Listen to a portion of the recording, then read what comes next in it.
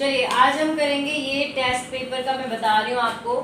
सबसे पहले मैं आपको 2 मार्कर के क्वेश्चंस बता रही हूँ। इसमें एक क्वेश्चन था फैक्टराइज करने का, क्वेश्चन नंबर 5 फैक्टराइज करने का।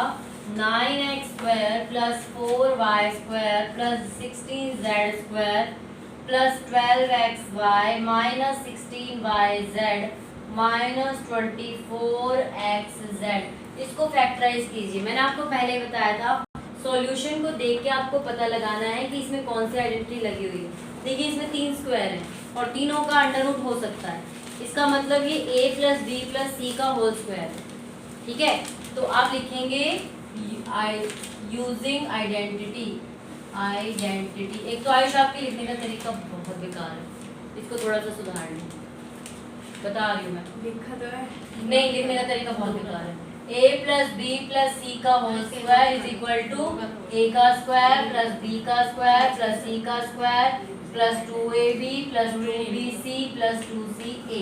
अब देखिए a की वैल्यू क्या है यहाँ पे, 9x का होल स्क्वायर है, तो आप इसको कर देंगे 3x, ये हो जाएगा 2y और इसको प्लस में ऐसे लिखिए 4z का whole square is equal to, तो सबसे पहले a का स्क्वायर यानी कि 3x का स्क्वायर, आपको इनका स्क्वायर रूट निकाल लेना है। ठीक है, इनका अंडर रूट निकाल लेना है। तो 9 का 3, क्योंकि 3 3 9 होता है, 4 का 2, 16 का 4। एक चीज और ध्यान बता दूं मैं आपको, इस क्वेश्चन में देखो यहाँ माइनस है और यहाँ माइनस है, दोनों में देखो कॉमन क्या है, z कॉमन है दोनों में, तो इसका मतलब ये जो z की वैल्यू है ये हमारी किस में होगी, माइनस में होगी। कभी भी आप यहाँ पे जो ये माइनस का साइन होता है ना, इसका पता लगाने के लिए आप ये देखिए कि दोनों में कॉमन वर्ड कौन सा है, z कॉमन है, इसका मतलब z नेगेटिव है। अगर y कॉमन होता या x कॉमन होता, जो कॉमन होता वही नेगेटिव टर्म में आता। अब यहाँ पे आपको इसको वही खोल के रखना है, 3x का स्क्वायर प्लस 2y का स्क्वायर प्लस माइनस 4z का स्क्वायर प्लस 2 इंटू, अब a की जगह 3x रखना है और b की जगह 2y रखना है प्लस 2b की जगह 2y into 2y into minus 4z plus 2 into minus 4z into 3x। अब इस वाली लाइन को छोड़ देना है, इसका कुछ नहीं करना है। इस पूरे का खुला हुआ रूप ये है और ये इसका बंधा हुआ रूप है, आपको बंधे हुए रूप की तरफ जाना है। आप लिखेंगे 3x plus 2y minus 4z का होल स्क्वायर। फैक्टराइज में इसके टुकड़े करने हैं तो इसको आप अलग अलग लिख दीजिए, माइनस 4z और फिर यहाँ पे 3x plus 2y minus 4z, ये इसकी फैक्टराइजेशन हो गई। बस इतनी सी, और लिखने का तरीका थोड़ा सा ध्यान रखेंगे। क्वेश्चन नंबर 6 था आपका। मेरा क्वेश्चन है कि अगर हम यूजिंग द आइडेंटिटी ये वाला पॉइंट लिखेंगे तो कुछ होएगा क्या? हाँ, नंबर कटेंगे। मैम टेस्ट में भी इस बार नहीं काटे हैं, नेक्स्ट बार से काटेंगे, इसलिए इस बार समझा रही। क्वेश्चन नंबर 6 देखिए, उतारोगे, वीडियो से कर लेगा, है ना, वीडियो से कर लेना, नहीं तो फिर टाइम ज्यादा लगेगा। चलिए नेक्स्ट है आपका by remainder theorem. By remainder theorem मतलब मैंने आपको बोला था x की वैल्यू निकालो और वो वैल्यू उस पॉलिनोमियल में पुट कर दो, लेकिन वैल्यू निकालनी नहीं आती। 1 minus 3/2x is equal to 0 रखेंगे, इसी से डिवाइड कर रहे हैं। पहले 1 को उधर लेके जाएंगे। मैंने आप लोगों का जो पेपर चेक किया उसमें मैं क्या देख रही हूँ, जो मेन कॉमन गलती है, जैसे ये है 3b plus 5a is equal to 180, या ऐसे है 3b plus a is equal to 180, ऐसे है। आप क्या करते हैं, इस 3 को अपॉन में ले जाते हैं। नहीं, मैं नहीं ले जाता। अरे भाई पेपर सामने है, नहीं लेकर जाता। वो मैनी ऑफ टाइम्स, ये वाला पेपर मैनी ऑफ टाइम्स। किया नहीं होगा। यहाँ प्लस का साइन है, जब तक इनटू में ना हो तब तक आप इसको इधर नहीं लेके जा सकते, ये गलत हो जाता है। पॉलिनोमियल का पहला रूल यही है, मैं पहले माइनस में ले जाता हूँ। इनटू या डिवाइड वाला ही जाता है, प्लस माइनस वाला प्लस माइनस में जाएगा। प्लस का अपोजिट माइनस होता है, माइनस का अपोजिट प्लस होता है, इनटू का डिवाइड, डिवाइड का इनटू। और अगर ये चीज प्लस में है, ये वाले इनटू में, इनटू इसके साथ पहले प्लस में, इक्वल टू के अकेले इसको नहीं लेके जा सकते, 3 को साथ b को भी ले जाना पड़ेगा, 3 माइनस 3 भी कर देंगे। तो फिर ये अकल पहले क्यों नहीं, अब गलत देख रहे नहीं करा थे। मैंने। सबसे पहले 1 को लेके जाएंगे, -3/2x इज इक्वल टू 0 -1, यानी कि -1 आ जाएगा। माइनस से माइनस कैंसिल, x यही रहेगा, 1 × 2/3 हो जाएगा। ये 3/2 है, इधर जाके पलट जाएगा 2/3, तो x की वैल्यू क्या आ गई 2/3। अब ये वैल्यू हमें इस पॉलिनोमियल में पुट करनी है। x³ है तो 2/3³। यहाँ पे ऐसे लिखा करो कि x की जगह आप क्या डाल रहे हो, ठीक है। मम्मी मेरी तो x की वैल्यू -6, मेरी तो 2/3³ क्यों?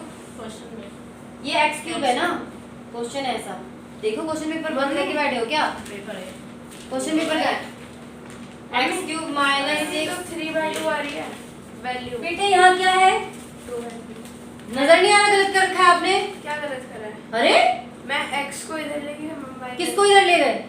x किसके साथ है? अच्छा फिर कह रहा था कि गलती नहीं की मैंने। 2/3 का स्क्वायर प्लस 2 × 2/3 -4, तो 2 × 4 = 8/27, 2 दूनी 4, 4 ये कट अभी काटेंगे नहीं, बाद में काटेंगे। 6 × 4/9 प्लस 4/3 -4, 3 3 = 9, 3 2 = 6, तो आपका आ गया 8/27, 8/3, 4/3 -4। एलसीएम ले लो, 27 आएगा यहाँ। 8 - 3 9 जा, 9 8 जा 72, 3 9 जा, 9 4 जा 36, यहाँ आ जाएगा 108। अब क्या करना है, माइनस माइनस को अलग कर लेते हैं, इसको अलग, तो आपका आ जाएगा 180 माइनस करेंगे 44, 10 में 4 गया 6, 3 -136 -136/27, ठीक है। यही आपका आंसर आ जाएगा। ओके, मेरा आ रहा था -41/4। बेटा गलत कर रखा है आपने, ये कट तो सकता है ना अभी? नहीं कर सकता। नहीं समझ आया। क्वेश्चन में ये लिखा था, by remainder theorem find the remainder when p polynomial of x is divided by gx where px is इतना, gx इज इतना। gx की वैल्यू ये है, gx की वैल्यू ये है, तो हम इसमें से x की वैल्यू निकालेंगे। इक्वल टू 0 रखिए, 1 को उधर ले जाइए। px की तो वैल्यू दी हुई है, तो फिर क्यों निकालना? x की वैल्यू नहीं दी ना, gx की वैल्यू नहीं दी। रिमाइंडर थ्योरम में क्या होता है, gx जो दिया होता है उसमें से x की वैल्यू निकाल लेते हैं, इक्वल टू 0 रख के, और जो x की वैल्यू आती है वो उस पॉलिनोमियल में पुट कर देते हैं, तो जो आंसर आता है वो रिमाइंडर आता है। रिमाइंडर थ्योरम का यही रूल है। नहीं समझे हैं?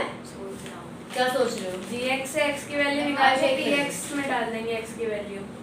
फिर ध्यान से समझो, रिमाइंडर थ्योरम क्या होती है, जिस चीज से हमें डिवाइड करना है। मान लीजिए मेरे पास ये है x² x³ + x² - x + 3। अगर मेरे को इसको x + 1 से डिवाइड किया है कि रिमाइंडर फाइंड आउट करो, सिर्फ रिमाइंडर, क्वेश्चन नहीं पूछ रहे। रिमाइंडर क्या होता है? लास्ट में होता है। हाँ, डिवीजन। शेष बचता है ना जो, हाँ, उसी को रिमाइंडर कहते हैं, है ना। तो जो रिमाइंडर कहते हैं, रिमाइंडर थ्योरम क्या कहती है कि जिससे आपको डिवाइड करना है, इसमें वेरिएबल है तो इस वेरिएबल की वैल्यू निकालो। ये कैसे निकालेंगे, इक्वल टू 0 रख के, तो x = -1 आ गया। ये x की वैल्यू अगर मैं इसमें पुट कर दूं तो जो मेरा आंसर आएगा वो रिमाइंडर आएगा। यही रिमाइंडर थ्योरम होता है। उसमें x + 1 gx है, x + 1 gx और x³ + x² ये वो है px, हाँ px। ठीक है, अब समझ में आया। जहां भी रिमाइंडर थ्योरम होगा वहां पे आप इसी तरीके से क्वेश्चन को करेंगे। हाँ जी, क्वेश्चन 2 बता, एक मिनट पहले वो बता देते ना ये वाला। अगला क्वेश्चन है क्वेश्चन नंबर 7, फैक्टराइज। ध्यान से सुनेंगे इस वाले क्वेश्चन को। √2x² + 9x + 4√2। Particularly rough work के लिए लाइन खींच के रफ वर्क इधर होना चाहिए, क्वेश्चन के बीच में मुझे नहीं चाहिए, ठीक है। अब क्या करते हैं, हम a और c को इंटू करते हैं। √2 को 4√2 से इंटू करोगे तो क्या आ जाएगा, 4 × 2 8।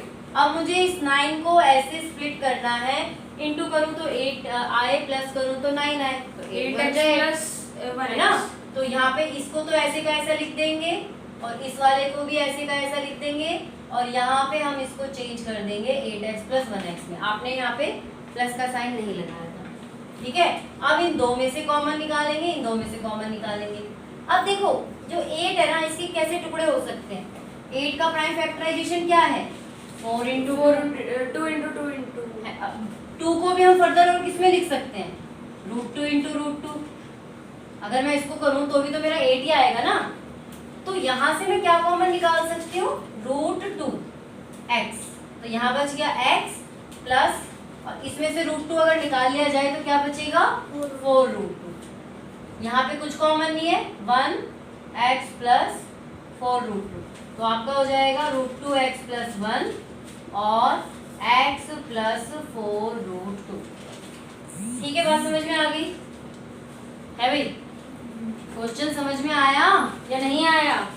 मैम इसलिए तो मैंने बोला ये पहली बार कर रहा था मैं। नहीं, स्प्लिटिंग का हम पहले भी करवाया। आप देखो कितनी वीडियोस बनी हुई है इस पे। दोबारा नहीं कर रहे, पर मतलब इतना दिमाग लगाने वाला नहीं किया इसमें यार। अब नहीं, क्यों नहीं करोगे? 9th क्लास में होगे, दिमाग नहीं लगाओगे? मैम, क्योंकि ना जैसे आपने किया 2 को √2 में बांट सकते हैं मैम, इतना दिमाग जब ये चिल्ला चिल्ला के बताती हूँ √2 को बांट सकते हैं। उतना तक तो मैं कर लेता, मैंने उतना तक मैंने खुद नहीं निकाल लिया था कि मैम मैंने वहीं तक करके छोड़ दिया। चलो अभी समझ में आया?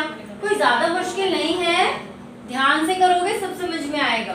क्वेश्चन नंबर 8 देखेंगे, वेरीफाई। हाँ, ये क्वेश्चन भी ध्यान से देखो बेटा। वेरीफाई का मतलब ये नहीं है कि LHS और RHS को इंटू कर दिया, अपनी मर्जी से कर दिया, वो वाली बात नहीं है। वेरीफाई का मतलब है कि आप ये बताइए कि x³ प्लस y³